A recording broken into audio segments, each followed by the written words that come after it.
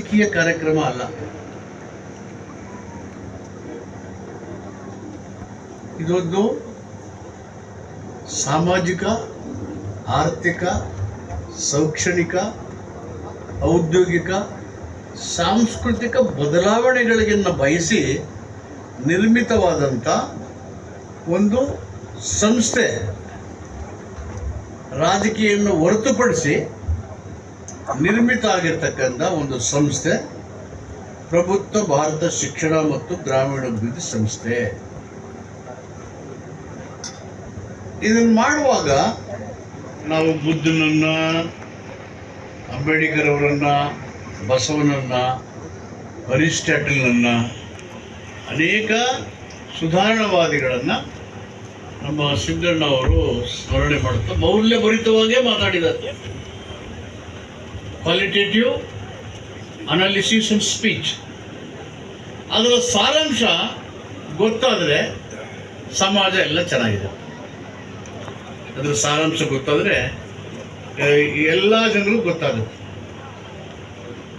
ಈಗ ನಾನು ಆರೋಗ್ಯ ಮಂತ್ರಿ ಆಗಿದ್ದಾಗ 1994 ನಮ್ಮ ಕಡಪಟ್ಟರು ತೀರೋಗ್ಬಿಟ್ರು. ನಮ್ಮ ಬಸವರಾಜು ಎಲೆಕ್ಷನ್ ನಿಲ್ಸಿದ್ದು, ಬೈ ಎಲೆಕ್ಷನ್. ಇಲ್ವ ಬಸವರಾಜು?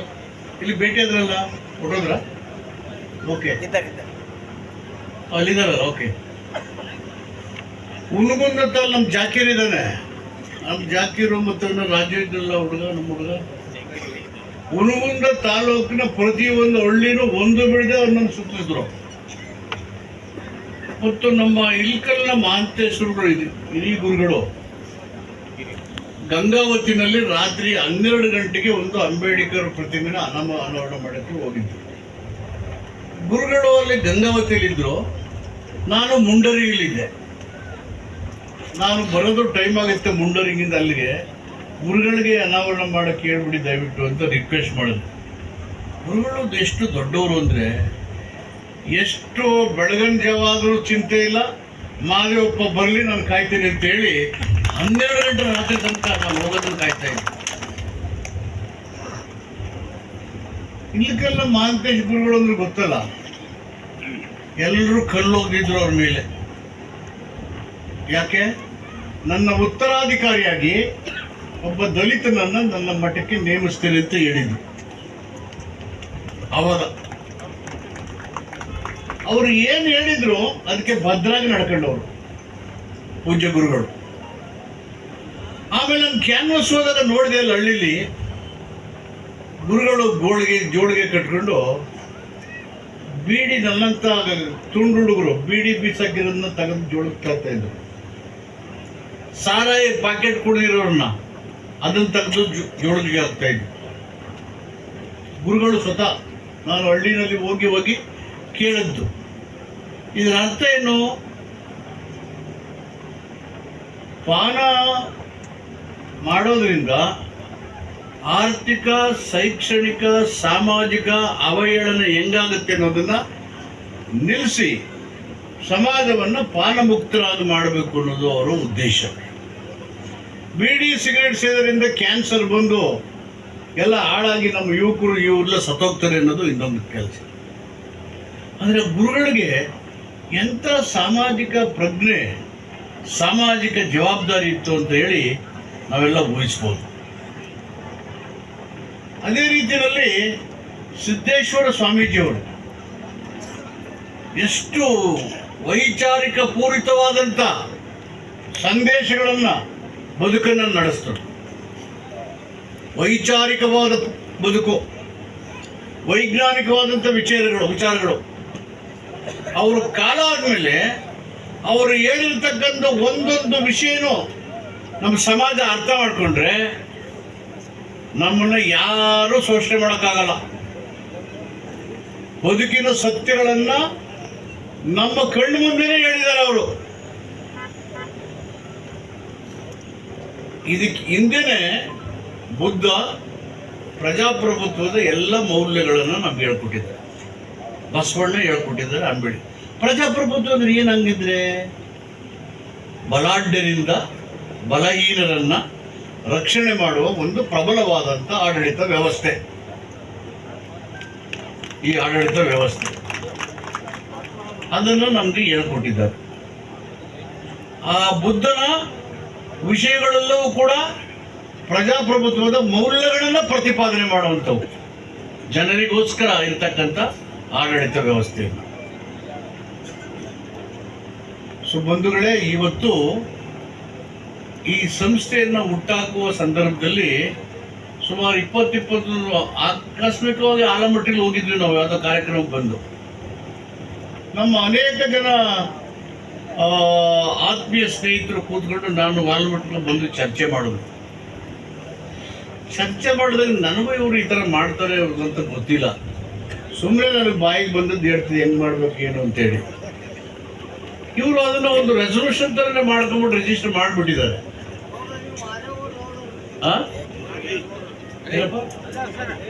ಇಲ್ಲ ಅವರು ಮಾಡೇ ಬಿಟ್ಟಿದ್ದಾರೆ.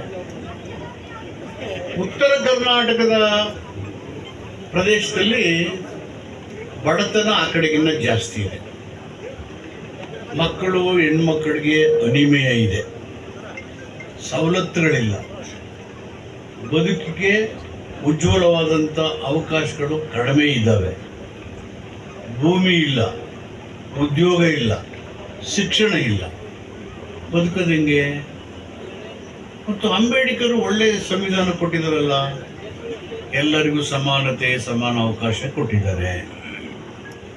ಈ ದೇಶದ ಸಂಪತ್ತನ್ನು, ಶಿಕ್ಷಣವನ್ನು, ಉದ್ಯೋಗವನ್ನು, ರಾಜಕೀಯ ಅಧಿಕಾರವನ್ನು ಎಲ್ರಿಗೂ ಕೊಡಬೇಕು ಅಂತ ಹೇಳಿದಾರಲ್ಲ.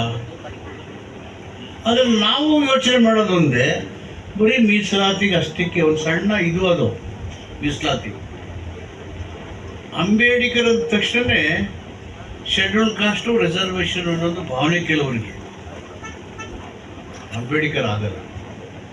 ಅವರು ಒಬ್ಬ ದೊಡ್ಡ ರಾಷ್ಟ್ರೀಯವಾದಿ, ನ್ಯಾಷನಲಿಸ್ಟ್. ಅವರೊಬ್ಬ ದೇಶ ಪ್ರೇಮಿ. ಯಾವಾಗಲೂ ಎಂದೆಂದಿಗೂ ಇಂದು ಮುಂದೆ ನಾನು ಭಾರತೀಯ ಅಂತ ಹೇಳಿದವರು ಅಂಬೇಡ್ಕರ್ ಅವರು. ಯಾವಾಗಲೂ ಭಾರತೀಯ. ಅವರು ಯಾರನ್ನೂ ದ್ವೇಷ ಮಾಡಿದವರು,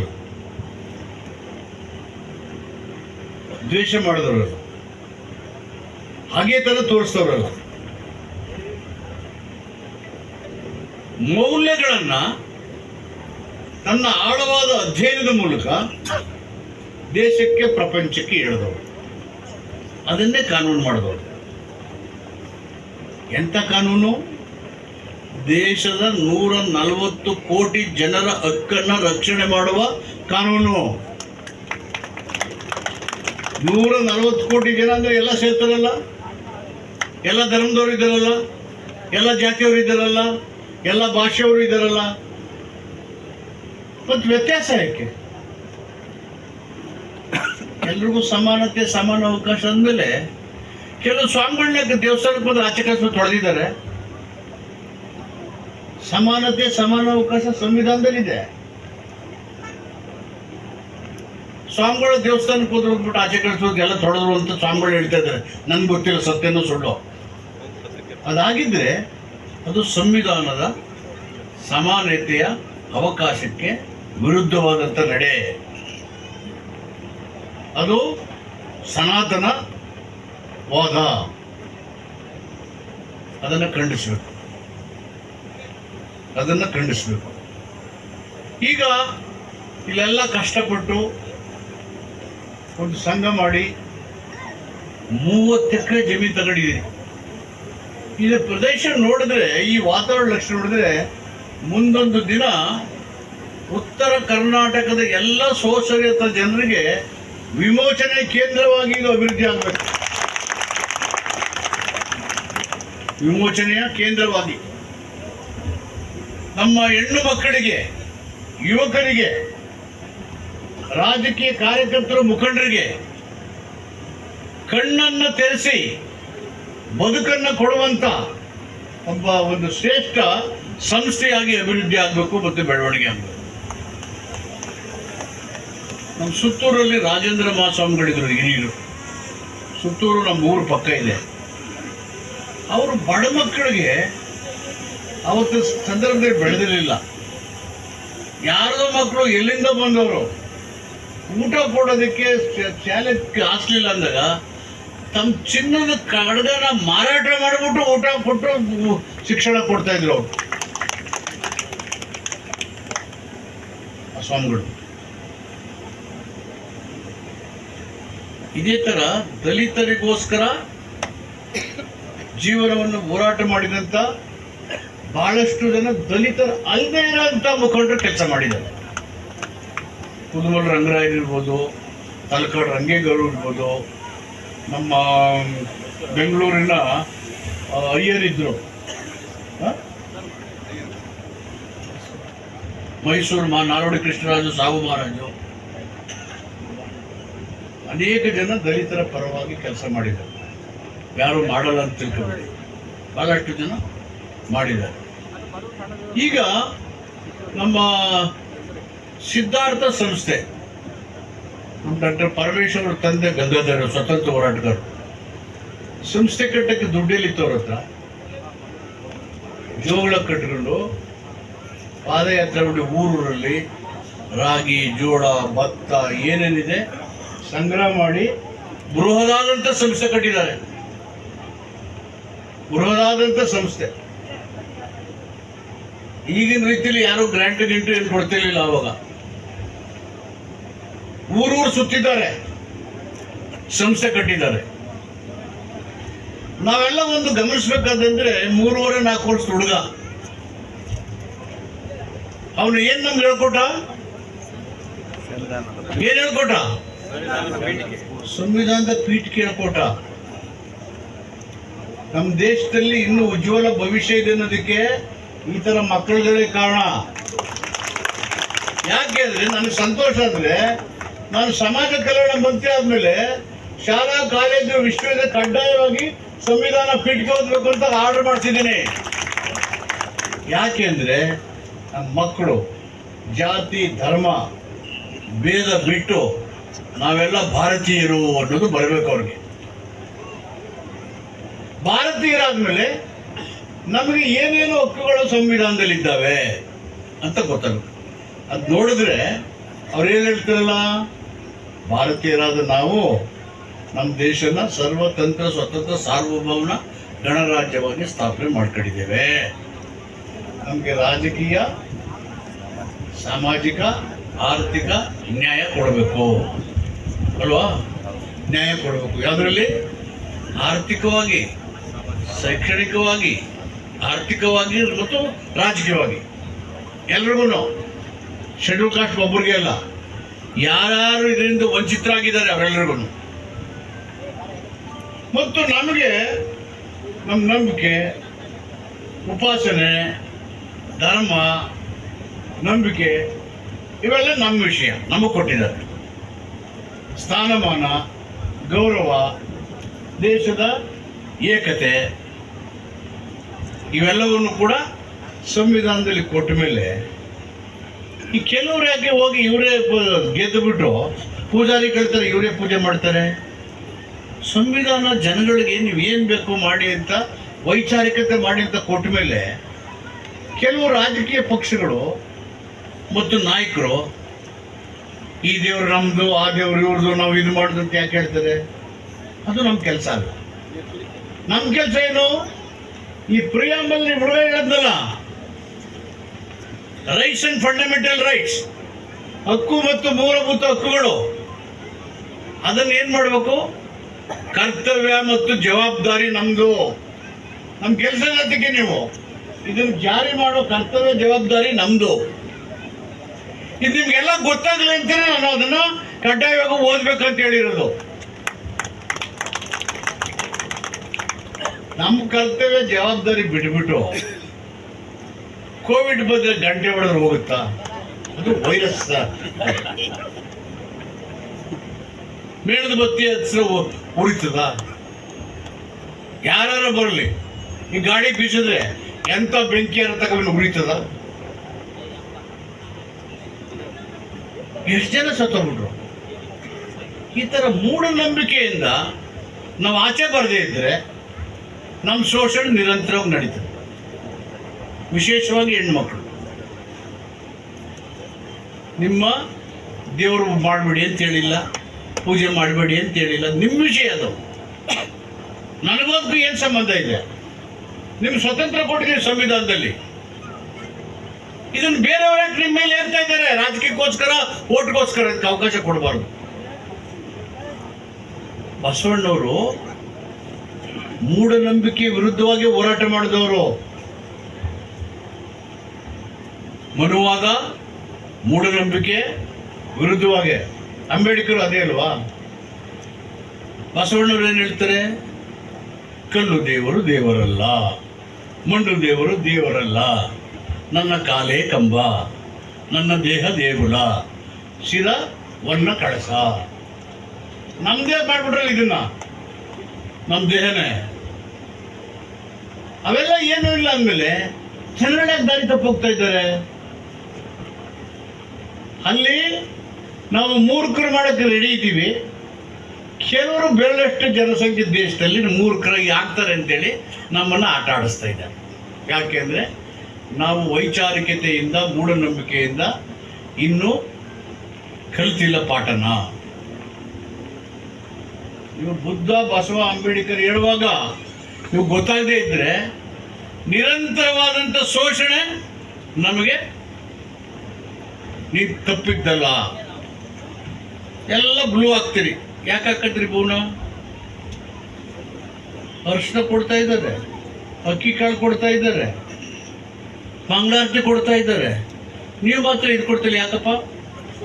ಯಾಕೆ ಕೊಡ್ತೀರಿ? 1936 ಅಂಬೇಡ್ಕರ್ ಅವರು ಸ್ವತಂತ್ರ ಪಾರ್ಟಿ ಕಟ್ಟಿದ್ರು. ಇದನ್ನು ಗುರುತು ತಗೊಂಡ್ರು. ಇದೇನಿದು? ಯಾವ ಬಣ್ಣ ಇದು? ಇದೆಲ್ಲಿ ಕಾಣುತ್ತೆ? ಮೇಲ್ ನೋಡಿ, ಆಕಾಶ. ಆಕಾಶ ಎಲ್ಲಾದರೂ ಕೊನೆ ಇದೆಯಾ ಅದಕ್ಕೆ? ಆಕಾಶಕ್ಕೆ ಎಂದಿದೆಯಾ? ನಿಂತೋಗುತ್ತಾ? ಇದು ಬೆಳಕು. ಇದು ಕೊನೆ ಇಲ್ಲ, ಅಂತ್ಯ ಇಲ್ಲ. 1936 ನೀವು ಅಲ್ಲಿ ಹಾಕಿದ್ದೀರಿ ಅಲ್ಲಿ ಬಾಟನ್ನ. ಏದದು? ಪಂಚಶೀಲದ್ದು. 1885 ಜನವರಿ 8 ಶ್ರೀಲಂಕಾದಲ್ಲಿ ಬೌದ್ಧ ಧರ್ಮ ಮಾಡಿ ಪಂಚಶೀಲ ಧ್ವಜ, ಪಂಚಶೀಲ ತತ್ವಗಳನ್ನು ಬುದ್ಧನ ಮಾರ್ಗದಲ್ಲಿ ಏನು ಕಳಲ್ಲ, ಮೋಸ ಮಾಡಲ್ಲ, ಪ್ರಾಣಿ ಹಿಂಸೆ ಮಾಡಲ್ಲ, ಕುಡಿಯಲ್ಲ, ವ್ಯಭಿಚಾರದು ಪಂಚಶೀಲಗಳು ಅವ್ರು ಹೇಳ್ಕೊಟ್ಟಿದ್ದು ಅಲ್ವಾ ವಸುಂಧರ? ಅದನ್ನು ಹೇಳ್ಕೊಟ್ಟು ಅದನ್ನು ಗುರುತಾಗಿ ಆ ಧ್ವಜನ, ಈ ತತ್ವನ ಹೇಳ್ಕೊಟ್ರು. ಇದು ಬೌದ್ಧ ರಾಷ್ಟ್ರಗಳೆಲ್ಲ ಸಮಗ್ರತೆ ಮತ್ತು ಏಕತೆಗೋಸ್ಕರ ಅದನ್ನು ಬಳಸ್ತಾ ಇದೆ. ಸಮಗ್ರತೆ ಮತ್ತು ಏಕತೆಗಾಗಿ. ಈಗ ನೀವು ಒಂದು ಸಂಸ್ಥೆ ಕಟ್ಟಿದ್ರಿ. 1951 ಜಲಂಧರಲ್ಲಿ ಬಾಬಾ ಸಾಹೇಬ್ ಅಂಬೇಡ್ಕರ್ ದಲಿತ ನೌಕರೆಲ್ಲ ಉದ್ದೇಶಿ ಭಾಷಣ ಮಾಡ್ತಾರೆ ಅಲ್ವಾ? ಜಲಂಧರ್ ಭಾಷಣ ಎಲ್ಲ ನೌಕರು ಓದಿರೋರು. ಸಾಹೇಬ್ರೆ, ಕಮರ್ಷಿಯಲ್ ಟ್ಯಾಕ್ಸಲ್ಲಿ ಇದ್ದವರು ಇವೆಲ್ಲ ಓದ್ಕೊಂಡಿದ್ದೀರಿ. ಏನು ಹೇಳಿದ್ದಾರೆ? ನಿಮ್ಮನ್ನು ನಂಬ್ಕೊಂಡು ಕೋಟ್ಯಾಂತರ ಮುಗ್ಧ ಜನರಿಗೆ ಮೋಸ ಮಾಡಿಬಿಟ್ಟೆ ಅಂತ ಅಲ್ವಾ? ನನ್ನನ್ನು ಸೇರಿಸಿ. ಯಾಕೆ ಅಂದರೆ ನಾನು ತಿಳ್ಕೊಂಡೆ ನೀವು ಈ ಮುಗ್ಧ ಜನರಿಗೆ ಸಹಾಯ ಮಾಡ್ತೀರಿ ಅಂತ ತಿಳ್ಕೊಂಡಿದ್ದೆ. ನಿಮ್ಮ ನೋಡಿ ನಾನು ಅವ್ರಿಗೆ ಮೋಸ ಮಾಡಿಬಿಟ್ಟೆ, ನೀವು ಸ್ವಾರ್ಥಿಗಳಾಗ್ಬಿಟ್ಟಲ್ಲ ಅಂತ ಕಣ್ಣೀರು ಇಡ್ತಾರೋ. 1951 ಜಲಂಧರಲ್ಲಿ. ಈಗ 75 ವರ್ಷ ಆಯಿತು. ಈಗಲಾದ್ರೂ ಬುದ್ಧಿ ಕಲಿಬೇಕಲ್ಲ ನಾವು. ವಾಪಸ್ಸು ಸಮುದಾಯ ಕೊಡಬೇಕು ಅಂತೇಳಿ ಕಡಿಬೇಕ ಬೇಡವಾ? ಈಗಲಾದ್ರೂ ಕಲಿದೆ ಹೋದ್ರೆ ಮತ್ತು ಸಮುದಾಯಗಳನ್ನು ಕಟ್ಟೋದು ಹೇಗೆ, ಅಭಿವೃದ್ಧಿ ಮಾಡೋದು ಹೇಗೆ? ಅವ್ರು ಏನು ಸೂತ್ರ ಕೊಟ್ಟಿದ್ದಾರೆ ನಮಗೆ? ಶಿಕ್ಷಣ, ಸಂಘಟನೆ, ಹೋರಾಟ. ಮೀಸಲಾತಿ ಇವತ್ತೇನು ಗ್ಲೋಬಲೈಸೇಷನ್, ಲಿಬರಲೈಸ್, ಪ್ರೈವೇಟಿಸಮ್ ಮೀಸಲಾತಿ ಸಿಗ್ತಾ ಇದೆಯಾ? ಎಲ್ಲರೂ ಕೇಳ್ತಾ ಇದ್ದಾರೆ. ಅದೊಂದು ಭ್ರಮೆ ಥರ ಮಾಡಿಬಿಟ್ಟಿದ್ದಾರೆ. ಈಗ ಎಲ್ಲ ಔಟ್ಸೋರ್ಸ್ ತಗೋತಾರೆ. ಕೇಂದ್ರ ಸರ್ಕಾರದ ಆಡಳಿತ ಎಲ್ಲ ಥ್ರೋ ಕಾರ್ಪೊರೇಟ್ ಮ್ಯಾನೇಜ್ಮೆಂಟ್ ಅದರ ಮುಖಾಂತರ ಆಗ್ತಾ ಇದೆ. ಕೇಂದ್ರ ಪ್ರತಿಯೊಂದು ಮಂತ್ರಿಮಂಡಲನು ಥ್ರೋ ಮ್ಯಾನೇಜ್ಮೆಂಟ್ ಎಲ್ಲಿದ್ದಾವೆ? ಸೊ ಇದಕ್ಕೆ ದೇಶದ ಸಂಪತ್ತು ಒಂದು ಕಡೆ ಸೇರೋಗ್ಬಿಟ್ಟಿದೆ. ಇರೋರೆಲ್ಲ ಸಂಪತ್ತು ಸೇರಿಸ್ಕೊಂಡ್ಬಿಟ್ಟು ಶೂದ್ರತ್ವ ದುಡ್ಡಿರಬಾರ್ದು ಅಂತ ಡಿಮಾನಿಟೈಸೇಷನ್ ಮಾಡಿಬಿಟ್ರು. ಇದ್ದ ಬಂದು ದುಡ್ಡೆಲ್ಲ ಅವ್ರು 4-5 ಜನ ಹತ್ರ ಇಟ್ಕೊಂಡ್ಬಿಟ್ರು. ಈಗ ಮುಂದೆ ನೀವು ಯಾರನ್ನು ಕರೆನ್ಸಿ ಇಟ್ಕೊಳಂಗಿಲ್ಲ. ಈಗ ಇದು ಸಭೆ ಆದ್ಮೇಲೆ ನಮ್ಮ ಬೈಯಪ್ಪರು ನಮ್ಮ ಮನೆಗೆ ಬರ್ಬೇಕು ಊಟಕ್ಕೆ ಅಂದ್ರು. ಇಷ್ಟು ಜನ ಊಟಕ್ಕೆ ಕರ್ಬೇಕಾದ್ರೆ ಏನು ಧೈರ್ಯ ಅವ್ರಿಗೆ? ಏನು ಧೈರ್ಯ ಇದೆ? ಎಷ್ಟು ಜನ ಹುಗ್ಗಿ ಕೊಡ್ತಾರೆ, ಅವರು ರೊಟ್ಟಿ ಕೊಡ್ತಾರೆ, 4-5 ಕಾಯಿ ಪಲ್ಯ ಕೊಡ್ತಾರೆ, ಮತ್ತು ಗೀ ರೈಸ್ ಕೊಡ್ತಾರೆ, ಇಲ್ಲ ಕಾಲಾಡ್ ರೈಸ್ ಕೊಡ್ತಾರೆ, ಮೊಸರು ಕೊಡ್ತಾರೆ, ತಿಳಿ ಸಾಂಬಾರು ಕೊಡ್ತಾರೆ, ಬೇಳೆ ಸಾರು ಕೊಡ್ತಾರೆ, ಮತ್ತು ಇದ್ರು ಕೊಡ್ತಾರೆ, ಹೋಳಿಗೆ. ಎಂತ ಹೋಳಿಗೆ ಅದು? ಶೇಂಗಾ ಹೋಳಿಗೆ, ತುಪ್ಪನೂ ಹಾಕ್ತಾರೆ. ಎಷ್ಟು ಧೈರ್ಯ ಅವ್ರ ಕರೆಕ್ಕೆ? ಏನು ಶಕ್ತಿ ಇದೆ ಅವ್ರಿಗೆ? ಇದಕ್ಕೆಲ್ಲ ಶಕ್ತಿ ಇರೋದು ಕರೆನ್ಸಿ, ದುಡ್ಡಿನ ಶಕ್ತಿ ಮೇಲೆ. ಇಲ್ಲೇ ಎಲ್ಲಿ ಕರೀತಾರೆ, ಮೇಲೆ ಹೋಗ್ತಾರೆ, ಬಲ್ಲ ನಾನು ಆಯ್ತು ಸಿಗ್ತೀನಿ ಬೆಂಗಳೂರಲ್ಲಿ ಖಾಲಿ ಇದ್ರೆ. ಅರ್ಥ ಆಯ್ತಲ್ಲ ನಿಮಗೆ? ಇದು ಇರಬಾರ್ದು ನಿಮ್ಮ ಹತ್ರ ಅಂತ ಡಿನೋಟಿಫಿಕೇಶನ್ ಮಾಡಿದ್ರು, ಡಿಮಾನಿಟೈಸೇಷನ್.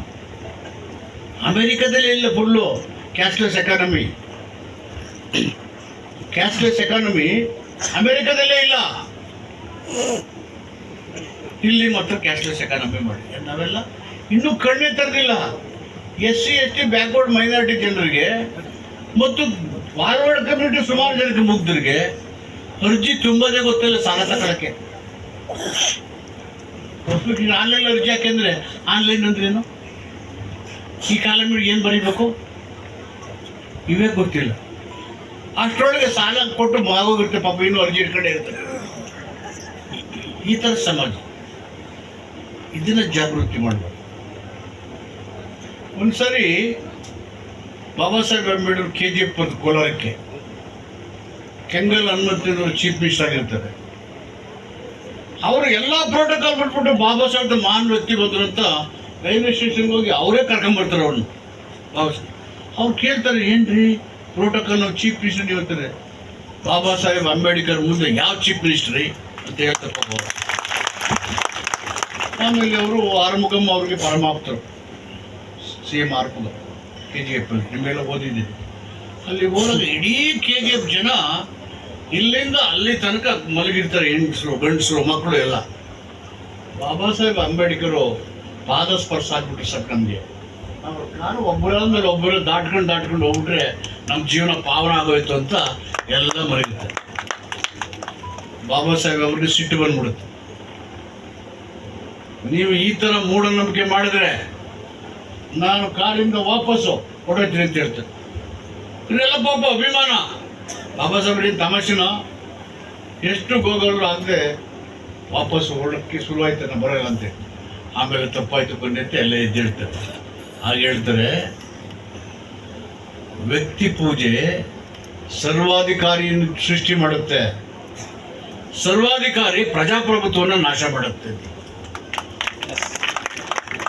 ವ್ಯಕ್ತಿ ಪೂಜೆ ನಾನು ಸರ್ವಾಧಿಕಾರಿ ಆಗ್ಬಿಡ್ತೀನಿ ಅಂತಾದ್ರೆ, ನಾನು ಸರ್ವಾಧಿಕಾರಿ ಆದರೆ ಏನಾಗ್ತೀವಿ? ಪ್ರಜಾಪ್ರಭುತ್ವ ನಾಶ ಆಗುತ್ತೆ. ನಾವೆಲ್ಲ ಏನು ಬೇಕು ಅಂತ ಹೋರಾಟ ಮಾಡ್ತೀವಿ? ಬುದ್ಧನ, ಬಸವಣ್ಣ, ಅಂಬೇಡ್ಕರ್ನ. ಪ್ರಜಾಪ್ರಭುತ್ವ ನಮಗೋಸ್ಕರ ಆಡಳಿತ ಇರಬೇಕು ಅಂತ ಬಯಸ್ತೀವಿ. ಅದಕ್ಕೆ ಬುದ್ಧ, ಬಸವ, ಅಂಬೇಡ್ಕರ್ ಅವರು ಪೂಜಾ ವಸ್ತುಗಳಲ್ಲ ನಮಗೆ, ಅವು ಪ್ರೇರಣಾ ಶಕ್ತಿ, ಅವರು ಇನ್ಸ್ಪಿರೇಷನ್ ನಮಗೆ. ಅವರು ಧರ್ಮದಲ್ಲಿ ನಾನು ಹೆಂಗಿರಬೇಕು, ನನ್ನ ಉತ್ತರಾಧಿಕಾರಿ ಏನು, ನಾನು ಹೇಳ್ದಂಗೆ ಕೇಳಿ ಎಲ್ಲೂ ಹೇಳಿಲ್ಲ. ಅವರು ನಮಗೆ ಬಿಟ್ಟುಬಿಟ್ಟಿದ್ದಾರೆ ವಿಷಯಗಳನ್ನು, ನಾವು ಅರ್ಥೈಸ್ಕೋಬೇಕು.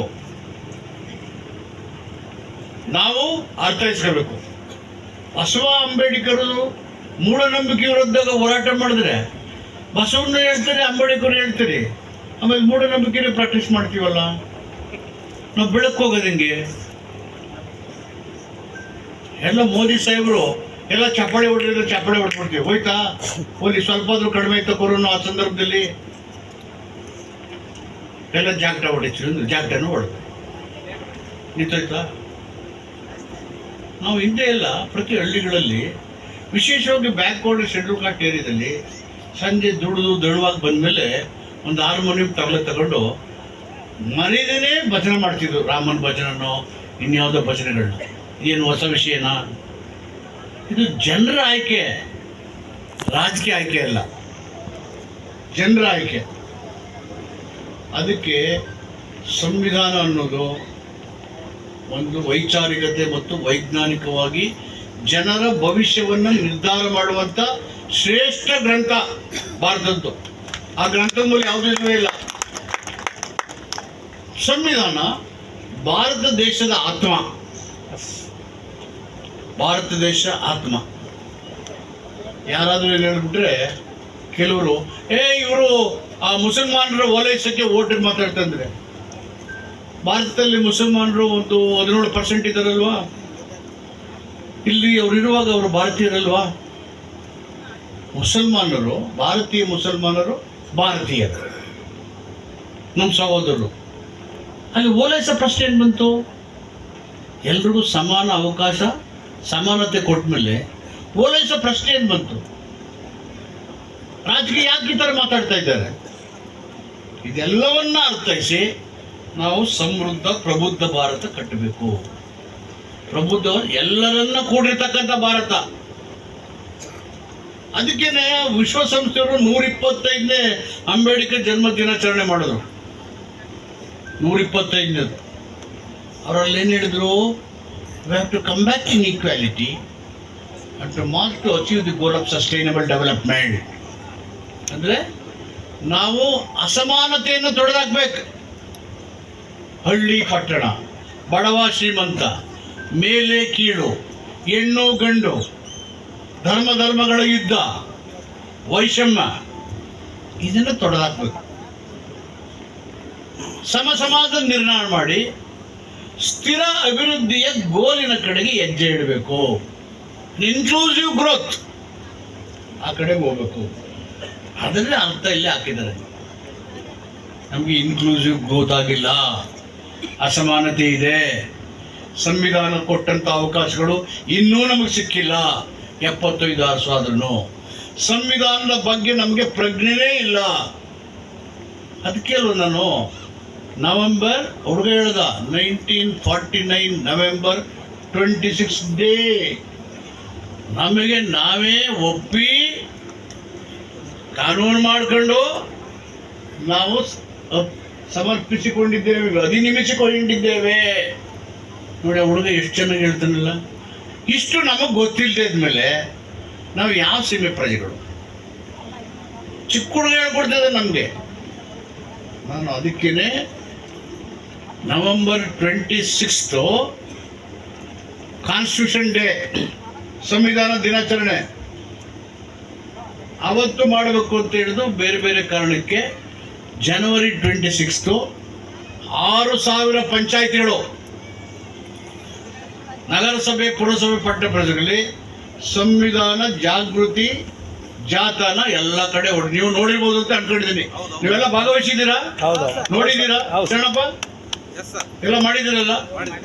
ಸೊ ಇದರ ಉದ್ದೇಶ ಭಾರತೀಯರಲ್ಲೂ ಒಗ್ಗೂಡಬೇಕು. ನಮ್ಮ ಹಕ್ಕುಗಳು ಎಲ್ಲರಿಗೂ ಇದೆ. ಬರೀ ಶೆಡ್ಯೂಲ್ ಕಾಸ್ಟ್ ಮೀಸಲಾತಿಗೆ ಅಷ್ಟೇ ಅಂಬೇಡ್ಕರ್ ಸೀಮಿತ ಆಗಿಲ್ಲ. ಪ್ರತಿಯೊಬ್ಬ ಪ್ರಜೆಯ ಹಕ್ಕನ್ನು ರಕ್ಷಣೆ ಮಾಡುವ ಪ್ರಪಂಚದ ಶ್ರೇಷ್ಠ ಸಂವಿಧಾನ ಕೊಟ್ಟಿದ್ದಾರೆ. ಆ ಸಂವಿಧಾನದ ಮೂಲಕ ಯಾವ್ಯಾವ ಜನರು ವಂಚಿತರಾಗಿದ್ದಾರೆ, ಶೋಷಣೆಗೊಳಗಾಗಿದ್ದಾರೆ, ಅವರಿಗೆ ಅವಕಾಶಗಳನ್ನು ಪಡೆದು ಶಿಕ್ಷಣದ ಮೂಲಕ ಬೆಳಕನ್ನು ಕಾಣಬೇಕು. ಅವ್ರಿಗೆ ಉದ್ಯೋಗ ಸಿಗಬೇಕು, ಆರ್ಥಿಕ ಸವಲತ್ತು ಸಿಗಬೇಕು. ಇವು ಸಿಕ್ಕಿದಾಗ ಸಾಮಾಜಿಕ ಸಮಾನತೆ ಸ್ಥಾನಮಾನಗಳು ಲಭ್ಯ ಆಗಬೇಕು ಅನ್ನೋದು ಅದರ ಉದ್ದೇಶ. ಈ ಎಲ್ಲ ಉದ್ದೇಶಗಳನ್ನು ಇಟ್ಕೊಂಡು ಒಂದು ಅತ್ಯಂತ ಪ್ರಮುಖವಾದಂಥ ಉದ್ದೇಶಗಳನ್ನು ಇಟ್ಕೊಂಡು ಈ ಸಂಸ್ಥೆಯನ್ನು ಕಟ್ಟಿದ್ದಾರೆ. ಪ್ರಬುದ್ಧ ಭಾರತ ಮತ್ತು ಗ್ರಾಮೀಣ ಅಭಿವೃದ್ಧಿ ಶಿಕ್ಷಣವನ್ನು ಒಳಗೊಂಡು ಸಂಸ್ಥೆ. ಈ ಸಂಸ್ಥೆ ಈಗ ತಾನೇ ಹುಟ್ಟಿದೆ, ಮಗು, ಒಂದು ದಿನದ ಮಗು ಜನ್ಮ ತಾಳಿದೆ. ಈ ಭಾಗದ ಎಲ್ಲ ಜನರು ಸೇರಿ ಇದರ ಬೃಹದಾಕಾರವಾಗಿ ಬೆಳೆಸ್ತಾರೆ. 30 ಎಕರೆ ಜಮೀನಂದ್ರೆ ಇಲ್ಲಿ ಎತ್ತರವಾದ ಪ್ರದೇಶ ಇದೆ, ಎಲ್ಲರೂ ಕೂಡಿ. ಇದು ಕೇವಲ SC ಸಮುದಾಯಕ್ಕೆ ಸೇರಿದಂತಲ್ಲ, ಇಡೀ ಈ ಭಾಗದ ವಿಮೋಚನೆಗೆ, ಗ್ರಾಮೀಣಾಭಿವೃದ್ಧಿಗೆ, ಸ್ತ್ರೀ ಶಕ್ತಿಗಳ ಸ್ವಾವಲಂಬನೆಗೆ, ಯುವಕರ ಕೌಶಲ್ಯ ತರಬೇತಿಗೆ ಸ್ವಾವಲಂಬಿ ಬದುಕಿಗೆ ಶಿಕ್ಷಣದ ಮೂಲಕ ವೈಚಾರಿಕತೆ ಮತ್ತು ವೈಜ್ಞಾನಿಕ ಬದುಕನ್ನು ನಡೆಸಲಿಕ್ಕೆ ಇದು ಪ್ರೇರಣೆ ಆಗಬೇಕು ಈ ಸಂಸ್ಥೆ. ಇದಕ್ಕೆ ಎಲ್ಲರ ಬೆಂಬಲ ಸಹಕಾರ ಅಗತ್ಯ ಇದೆ.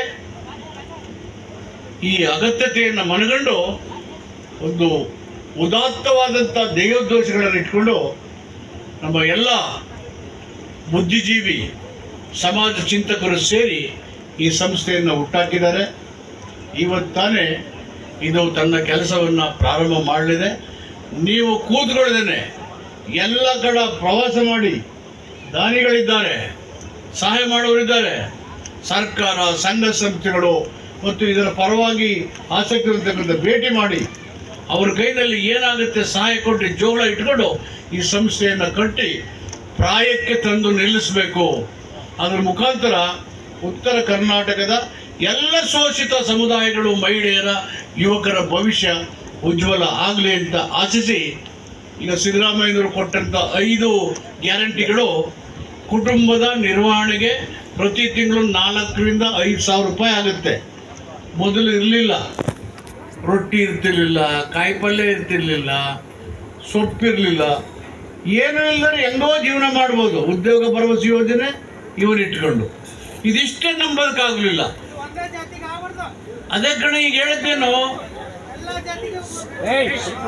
ಸಂವಿಧಾನ ಅಂದ್ರೆ ಅದೇ ಬಿಡು, ಅದೇ ಬಿಡು. ನೀನು ಹೇಳಿದ್ದೆ ಸೊ ಮರ್ತೋಗ್ಬಿಟ್ಟಿದೆ ಬಿಡು. ನೀವು ಬರಿಕೊಂಡು ಸಾಯಂಕಾಲ ಟೈಮ್ ಸಿಕ್ಕು. ಇನ್ನು ಮಧ್ಯಾಹ್ನ ಬಿಸಿಲುಗ ಸ್ವಲ್ಪ ಜಾಸ್ತಿ ಆಗ್ಬೇಕು. ಒಳ್ಳೊಳ್ಳೆ ಪಾಯಿಂಟ್ ಬರುತ್ತೆ ನಿನ್ನ ಹತ್ರ. ಜಾತ್ಯತೀತವಾಗೇ ಕೊಟ್ಟಾರ ಈಗ ಎಲ್ಲರಿಗೂ. ಈ ಒಂದು ಸಂಸ್ಥೆ ತನ್ನ ಶಿಶುವಿಂದ ಹಿಡಿದು ಷೋಡಶಿಯಾಗಿ ಪ್ರಾಯ ಮತ್ತು ಯೌವನಿಗೆ ಬರುವ ತನಕ ಈ ಸಂಸ್ಥೆಯನ್ನು ಕಟ್ಟಿ ಬೆಳೆಸುವ ಜವಾಬ್ದಾರಿ ಈ ಭಾಗದ ಎಲ್ಲ ಸಮುದಾಯಗಳಿಗೆ ಇದೆ ಅಂತ ಹೇಳಿ ಈ ಕಾರ್ಯಕ್ರಮವನ್ನು ಅತ್ಯಂತ ಸಂತೋಷದಿಂದ ಉದ್ಘಾಟನೆ ಮಾಡಿ, ನನಗೆ ಅಲ್ಲಿ ಏನು ಹಾಕಿದಾರಪ್ಪ, ಪೋಷಕನ ಗೌರವಾಧ್ಯಕ್ಷರು ಅಂತ ಹಾಕಿದ್ದಾರೆ. ನೀವು ನಾನು ಏನಿದ್ರೂ ನಿಮಗೆ ನೆರವು ಮಾಡ್ತೀನಿ, ಇಲ್ಲದೇ ಇದ್ರೂ ನೆರವು ಮಾಡ್ತೀನಿ. ನನ್ನ ಉದ್ದೇಶ ಎಲ್ಲ ಶೋಷಿತ ವರ್ಗಗಳು ಯಾರ್ಯಾರು ಶೋಷಣೆಗೊಳಗಾಗಿದ್ದಾರೆ, ತುಳಿತಕ್ಕೆ ಒಳಗಾಗಿದ್ದಾರೆ, ಅವಕಾಶಗಳಿಂದ ವಂಚಿತರಿಗೆ ಅವರೆಲ್ಲರೂ ಕೂಡ ಮೇಲಕ್ಕೆ ಬರಬೇಕು. ಆರ್ಥಿಕ, ಶೈಕ್ಷಣಿಕ, ಉದ್ಯೋಗ ಇರ್ತಕ್ಕಂಥದ್ದೇ ನಮ್ಮ ಉದ್ದೇಶ. ಅದಕ್ಕೆ ಸಿದ್ದರಾಮಯ್ಯ ನೇತೃತ್ವದ ಸರ್ಕಾರ ಸಂಪೂರ್ಣವಾಗಿ ಈ ಕಾರ್ಯಕ್ರಮಗಳಿಗೆ ಬೆಂಬಲವನ್ನು ಕೊಡ್ತೇವೆ ಅಂತ ಹೇಳಿ ಇಷ್ಟೊಂದು ಪ್ರೀತಿಯಿಂದ, ಉತ್ಸಾಹದಿಂದ ಉರಿ ಬಿಸಿಲಿನಲ್ಲಿ ಇಲ್ಲಿ ಈ ಸಭೆಯನ್ನು ಏರ್ಪಡಿಸಿ ಯಶಸ್ವಿಗೊಳಿಸಿದ್ದೀರಿ. ಈ ಕಾರ್ಯಕ್ರಮವನ್ನು ಅತ್ಯಂತ ಸಂತೋಷದಿಂದ ಉದ್ಘಾಟನೆ ಮಾಡಿ ನನಗಿಂತ ಅವಕಾಶ ಕೊಟ್ಟಂತ ಈ ಸಂಸ್ಥೆಯ